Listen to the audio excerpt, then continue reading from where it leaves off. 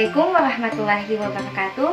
Perkenalkan, saya atas nama Sukmawati dengan nomor sambung A241-20021 dari kelas A, Prodi Pendidikan Fisika dengan kelompok praktikum kelompok 8. Adapun tujuan dari video ini yaitu bagaimana menentukan suatu alat ukur dapat menjelaskan dasar-dasar teori dari pengukuran.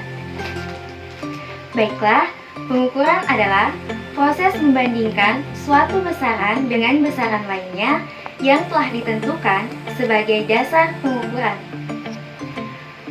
Pengukuran juga dapat diartikan sebagai pemberian angka terhadap suatu atribut atau karakteristik tertentu menurut aturan atau formulasi yang jelas dan disepakati.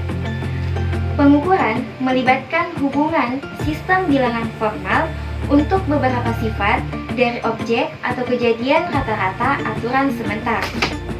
Adapun alat yang digunakan untuk mengukur disebut alat ukur, di mana alat ukur dalam kehidupan sehari-hari sangatlah banyak, yaitu alat untuk mengukur panjang, alat ukur waktu, alat ukur massa, serta alat ukur suhu dan lain sebagainya. Melakukan pengukuran adalah suatu besaran fisika, di mana sangat dibutuhkan dengan adanya alat ukur.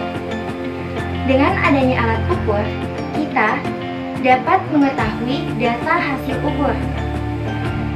Namun terlepas dari itu, adapun faktor-faktor lain selain alat ukur, di mana kita bisa mendapatkan hasil yang lebih akurat. Di antaranya, ada yang akan diukur, proses dalam pengukuran, kondisi dalam lingkungan, serta adanya orang yang akan memulai pengukuran atau melakukan pengukuran.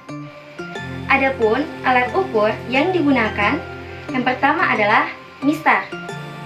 Mistar adalah alat ukur panjang sederhana yang memiliki dua skala ukuran, yaitu skala utama dan skala sekian.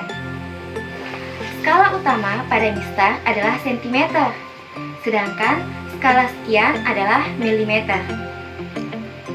Nilai skala sekian mistar yaitu 1 mm. Mistar memiliki ketelitian sebesar 0,5 mm dan 0,05 cm. Yang kedua adalah jangka sorong. Jangka sorong adalah alat ukur untuk menghitung panjang, lebar, tinggi, diameter luar dan dalam, serta kedalaman lubang suatu benda. Jangka sorong dapat mengukur hingga ketelitian 0,1 mm. Skala utama jangka sorong terletak di bagian batang jangka sorong, sedangkan pada bagian rahang jangka sorong diberi skala sebanyak 10 bagian dengan panjang 9 mm yang disebut skala Nollius. Yang ketiga adalah amperemeter. Amperemeter adalah alat ukur yang digunakan untuk mengukur kuat arus yang mengalir di dalam suatu rangkaian listrik. Berdasarkan jenisnya, sumber arus listrik ampere terbagi menjadi dua, yaitu ampermeter DC dan ampere AC. Yang berikutnya adalah neraca Ockhaus. Neraca Ockhaus adalah alat ukur yang digunakan untuk mengukur suatu massa benda, dengan penentuan massa benda hanya dilakukan dengan menggeser sejumlah anak timbangan yang telah berada pada lengan neraca.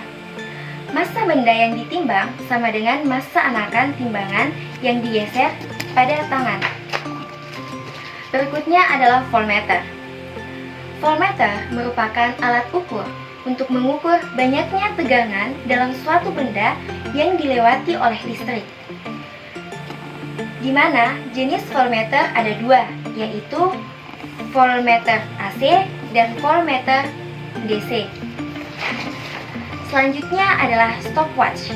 Stopwatch merupakan alat ukur yang digunakan untuk mengukur waktu. Stopwatch ada dua macam, yaitu analog dan digital. Adapun standar defisiasi hasil pengukuran yaitu Pengukuran dilakukan N kali pengukuran dari besaran X, dan pada akhirnya terkumpullah data X1, X2, X3, sampai Xn. Standar defisiasi adalah nilai statistik yang digunakan untuk menentukan bagaimana sebaran data dalam sampel. Sebuah standar defisiasi dari kumpulan-kumpulan data sama dengan 0, menunjukkan bahwa semua nilai dalam himpunan tersebut adalah sama. Dan sebagai kesimpulannya adalah nilai skala sekian atau NSD pada alat ukur ditentukan pada skala yang tertera pada alat ukur. Penggunaan alat ukur harus dengan menggunakan cara yang benar dan jelas. Alat ukur ada berbagai macamnya, yakni alat ukur panjang, alat ukur waktu, alat ukur suhu, dan alat ukur massa, serta alat ukur lainnya. Sekian dari saya, kurang dan lebihnya mohon dimaafkan. Wabillahi taufiq wal hidayah. Wassalamualaikum warahmatullahi wabarakatuh.